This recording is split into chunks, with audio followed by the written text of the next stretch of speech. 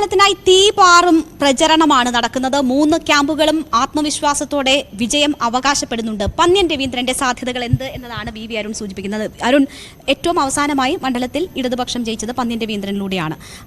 ആദ്യം കുറച്ച് വിമുഖത ഉണ്ടായിരുന്നു എങ്കിൽ പോലും ഇപ്പോൾ പ്രചരണ രംഗത്ത് സജീവം. ഇടത് ക്യാമ്പ് അതേപോലെ പ്രചരണ രംഗത്ത് നിൽക്കുകയാണ്. എന്താണ് സാഹചര്യം? ഈ BJP ജയിക്കുമെന്ന ഘട്ടത്തിൽ ഒരുപക്ഷെ CPM വോട്ടുകൾ പോലും തരൂരിന് അനുകൂലമായി പോൾ ചെയ്തിട്ടുള്ള കാലഘട്ടം ഉണ്ടായിട്ടുണ്ട്. പക്ഷേ പന്ന്യൻ വരുമ്പോൾ അത് സംഭവിക്കും. അതിന് ഏറ്റവും പ്രധാനപ്പെട്ട കാര്യം, ഈ പ്രചരണ രംഗത്ത് ഏറ്റവും ആദ്യം പ്രചരണത്തിൽ ഇറങ്ങിയത് ഇടതുമുന്നണിയാണ്. ഇടതുമുന്നണി തന്നെയാണ് സ്ഥാനാർത്ഥി ആദ്യം പ്രഖ്യാപിച്ച്. തരൂർ സ്വാഭാവികമായും സ്ഥാനാർത്ഥിയാകുമെന്ന് ഉറപ്പായിരുന്നു. സിറ്റിംഗ് MP ആണ്. കോൺഗ്രസ് സിറ്റിംഗ് MPമാരെ പരമാവധി മത്സരിപ്പിക്കുക. അതുകൊണ്ട് തന്നെ തരൂർ സ്ഥാനാർത്ഥിയാകുമെന്ന് ഉറപ്പായിരുന്നു. പക്ഷേ പ്രചരണ രംഗത്ത് ആദ്യം മുതൽ മേൽക്കൈ ഇടതുമുന്നണിക്ക് ഇവിടെ ഉണ്ടായി. മറ്റൊന്ന് രേണുക സൂചിപ്പിച്ച പോലെ പന്ന്യൻ രവീന്ദ്രന്റെ പേര് തന്നെയാണ്. പന്ന്യൻ സജീവ രാഷ്ട്രീയത്തിന് ഏറെക്കുറെ മതിയാക്കി CPIയുടെ സംസ്ഥാന കൗൺസിൽ പോലും ഇല്ലായിരുന്ന ആളാണ്. അദ്ദേഹത്തെ അടുത്ത കാലത്താണ് സംസ്ഥാന കൗൺസിൽ ഉൾപ്പെടുത്തിയത്. പന്ന്യൻ രവീന്ദ്രൻ എന്ന പേര് വന്നപ്പോൾ സ്വാഭാവികമായും അത് CPIയുടെ പേരായതിനാൽ CPM ആണ് പന്ന്യൻ രവീന്ദ്രൻ തന്നെ സ്ഥാനാർത്ഥിയാക്കണം. അതിനും അപ്പുറം നല്ലൊരു കാൻഡിഡേറ്റ് തിരുവനന്തപുരത്ത് CPI നിർത്താനില്ല. അങ്ങനെ പന്ന്യൻ വരുമ്പോൾ ആ പേര് തന്നെയാണ് ഏറ്റവും പ്രധാനപ്പെട്ട ഒന്നായി മാറുന്നത്. കാരണം PKV ആയിരുന്നു ഒരു പൊതുതെരഞ്ഞെടുപ്പിൽ ഏറ്റവും അവസാനം ഇവിടെ ജയിച്ച കോൺഗ്രസ് ഇതര സ്ഥാനാർത്ഥി. അദ്ദേഹം 2004 വിജയിച്ചു. 2005 ഉപതെരഞ്ഞെടുപ്പ് വരുമ്പോൾ പന്ന്യൻ അദ്ദേഹത്തിന്റെ പകരക്കാരനാകുന്നു. പിന്നീട് പന്ന്യൻ മത്സരിക്കാൻ വരുന്നില്ല. പിന്നീട് മത്സരിച്ച പേരുകാർ, അത് P രാമേന്ദ്രൻ നായരാകട്ടെ, ബെനറ്റ് എബ്രഹാം, ഏറെ വിവാദമുണ്ടാക്കിയ പേയ്മെന്റ് സീറ്റ് വിവാദമുണ്ടാക്കിയ ബെനറ്റ് എബ്രഹാം ആകട്ടെ, പിന്നെ C ദിവാകരനാകട്ടെ, പന്ന്യനോളം അല്ലെങ്കിൽ പന്ന്യന്റെ അടുത്തെങ്ങും എത്തുന്ന രാഷ്ട്രീയ ഇമേജ് ഇല്ലാത്ത, പ്രതിച്ഛായ ഇല്ലാത്ത ആളുകളാണ്. അവിടെയാണ് ഇടതുപക്ഷത്തിന്റെ വോട്ടുകൾ, CPIയുടെ വോട്ടുകൾ അതേപടി CPI സ്ഥാനം ലഭിച്ചെന്ന് പറയാൻ കഴിയില്ല. CPMന്റെ വോട്ടുകൾ തന്നെയാണ് ഇവിടെ ഏറ്റവും പ്രധാനം. CPMന്റെ വോട്ടുകൾ എവിടേക്ക് പോയി? നേരത്തെ ഡാൻ സൂചിപ്പിച്ച പോലെ, രേണുക ചോദിച്ച പോലെ CPMന്റെ വോട്ടുകൾ സ്വാഭാവികമായും BJP ജയിക്കാതിരിക്കാൻ പോയത് ശശി തരൂരിനാണ്. ശശി തരൂരിന്റെ ഭൂരിപക്ഷം ഇത്രയധികം വർദ്ധിക്കാൻ, അല്ലെങ്കിൽ അദ്ദേഹത്തിന്റെ വോട്ട് വീതം വർദ്ധിക്കാൻ കാരണം ഇടത് വോട്ടുകൾ കൂടിയാണ്.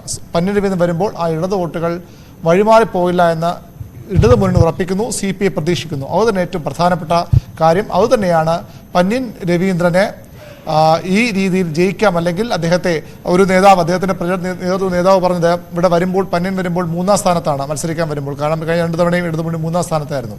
പിന്നീട് 2ാം സ്ഥാനത്തായി, 1ാം സ്ഥാനത്തായി എന്ന ഒരു പ്രതീക്ഷയാണ്. പന്ന്യനാണ് സ്ഥാനാർത്ഥി എന്ന് അറിഞ്ഞപ്പോൾ തന്നെ തരൂരിന്റെ ആദ്യ പ്രതികരണം ത്രികോണം മത്സരമാണ്, 2ാം സ്ഥാനം ആർക്ക് വേണമെന്ന് അവർ തമ്മിൽ തീരുമാനിച്ചോട്ടെ എന്നതായിരുന്നു. പന്ന്യനാണ് സ്ഥാനാർത്ഥി എന്നതായപ്പോൾ തന്നെ ഇടതുപക്ഷത്തിന് ഒരു മേൽക്കൈ ആദ്യഘട്ടത്തിൽ തന്നെ ലഭിച്ചു. അതുതന്നെയാണ് പന്ന്യൻ രവീന്ദ്രൻ. അത് 2 സ്റ്റേറ്റ്മെന്റ്, ഒന്ന് ശശി തരൂരിന്റെ. നമുക്കെന്നൊരു അഭിമുഖത്തിന് തരൂർ ആദ്യം പറയുന്നത് ഇവിടെ പോരാട്ടം LDFും UDFും BJP തമ്മിലല്ല, പകരം UDFും BJPയും തമ്മിലാണ്. LDF മത്സരരംഗത്തേ ഇല്ല എന്ന് പറയേണ്ടി വന്ന് ശശി തരൂർ. കാരണം അദ്ദേഹം ലക്ഷ്യമിട്ടത് കൃത്യമായി, കഴിഞ്ഞ തവണ എങ്ങനെയാണോ അദ്ദേഹം ജയിച്ചത്, ന്യൂനപക്ഷ വോട്ടുകൾ, അത് തീരമേഖലയിലെ ക്രൈസ്തവ വോട്ടുണ്ട്, ഭീമാവള്ളിയും അതുപോലെ തന്നെ പൂന്തറ അടങ്ങുന്ന മേഖലകളിലെ മുസ്ലിം കമ്മ്യൂണിറ്റിയുടെ വോട്ടുണ്ട്. ഈ വോട്ടുകൾ സമാഹരിക്കാൻ ലക്ഷ്യമിട്ടാണ്. അങ്ങനെ ഇല്ലെങ്കിൽ BJP ജയിക്കും എന്നൊരു പ്രതീതി ഉണ്ടാക്കിയാണ് കഴിഞ്ഞ തവണ തരൂർ ജയിച്ചെന്ന് പൊതുവിൽ വിലയിരുത്തപ്പെട്ടതാണ്. അതേ ഒരു സാഹചര്യത്തിലേക്ക് അദ്ദേഹം കൊണ്ടുവരാൻ ശ്രമിച്ചു. മറ്റൊന്ന് VV രാജേഷിന്റെ, BJPയുടെ ജില്ലാ പ്രസിഡന്റ് സ്റ്റേറ്റ്മെന്റാണ്. ഇവിടെ ഇത്തരത്തിൽ ഹൈന്ദവ വോട്ടുകൾ കൂടി ലഭിക്കാനുള്ള നീക്കമാണ്. ഇവിടെ മത്സരം ശശി തരൂർ 3ാമതായി കഴിഞ്ഞു, മത്സരിക്കാനേ ഇല്ല.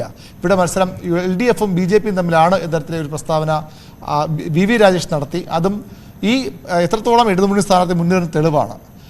എല്ലാത്തിനും അപ്പുറത്തേക്ക് പന്ന്യൻ രവീന്ദ്രന്റെ പേരിന് ലഭിക്കുന്ന ഒരു സ്വീകാര്യതയ്ക്ക് കാരണം ഏറ്റവും അടുത്ത് സമീപിക്കാവുന്ന ഒരാൾ, അത് ഇടതുമുന്നണിയുടെ പ്രചരണം മാത്രം, ഒരു വസ്തു കൂടി അതിലുണ്ട്. ഒരാൾ വിശ്വപൗരനാണ്, മറ്റൊരാൾ ശതകോടീശ്വരൻ എന്ന ഇടതുമുന്നണിയൊക്കെ വിശേഷിപ്പിക്കുന്ന അല്ലെങ്കിൽ ആരോപിക്കുന്ന ആളാണ്, ഒരു വലിയ ബിസിനസ്സുള്ള ആളാണ്. സ്ഥാനാർത്ഥിക്ക് അത്ര പരിചയം സ്ഥാനാർത്ഥിയെ തലസ്ഥാനത്ത് ഇല്ലാത്ത ആളാണ്. അങ്ങനെ 2 വലിയ ഫിഗറുകൾ, ദേശത്തിന് വലിയ ഫിഗർ, കേന്ദ്രമന്ത്രി കൂടിയാണ് രാജീവ് ചന്ദ്രശേഖർ. 2 വലിയ ഫിഗറുകൾ വരുമ്പോൾ അവിടെ ഒരു സാധാരണക്കാരൻ വരുന്നു.